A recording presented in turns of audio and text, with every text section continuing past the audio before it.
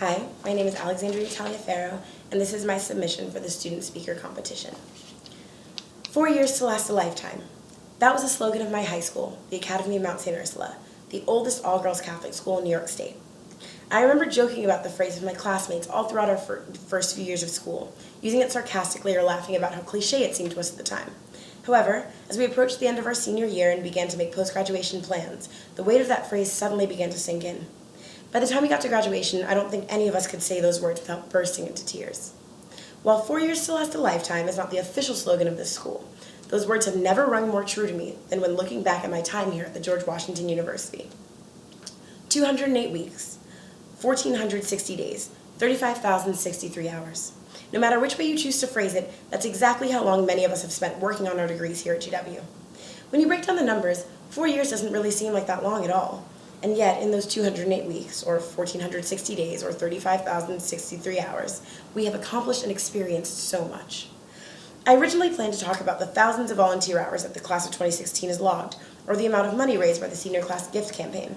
However, instead of focusing on the quantitative data, I'd like to take a moment to focus on the qualitative, the #OnlyAtGW moments.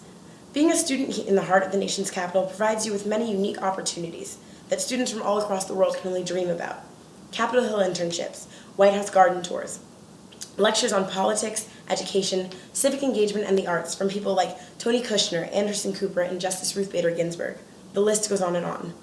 I'm sure every colonial sitting in this audience today can recall their run to the White House on election night, or attending the inaugural ball, or your first late night spent scarfing down fries at Carvings.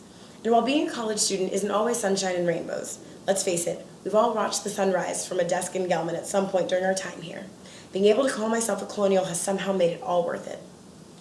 I've wanted to be an actress since I was 6 years old.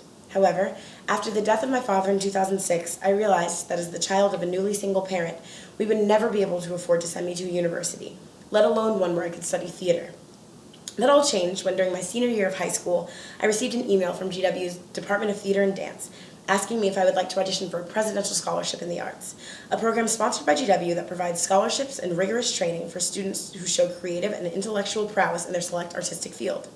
A few weeks after my audition, I was notified that I was chosen as one of 2012's PSA recipients for acting. It's all a blur, but I'm almost positive I cried. Knowing that I would be studying what I loved the most in one of my favorite cities was almost too good to be true. For the next 4 years, I gained real-world experience both on and off stage, and discovered a whole network of students and professors who were just as dedicated to the craft as I was. Had it not been for the PSA program, the Department of Theater and Dance, and the mentorship of one of my favorite professors and basically second mother, Professor Leslie Jacobson, I would never have been able to pursue the thing that I have always loved the most. GW gave me the tools I needed to chase my dream, and while that chase hasn't quite ended yet, I'm not exactly Kerry Washington. I know that I wouldn't have even had a foot in the race had it not been for the financial and educational endowment that the PSA program provided me with. While I can't speak for every student here, I know that we all have a story about why we chose GW and what GW means to us. But no matter why or how we got here, we all became colonials the moment we stepped foot on this campus, and that is something we will carry with us for the rest of our lives. Over time, we may forget the words to the fight song or what our go-to order was at the GW Deli or Wingo's. It's the lemon pepper, by the way. But we will never forget that we are colonials. This has truly been 4 years to last a lifetime, and if I could go back and do it all over, I wouldn't change a thing. Raise high, class of 2016. Thank you.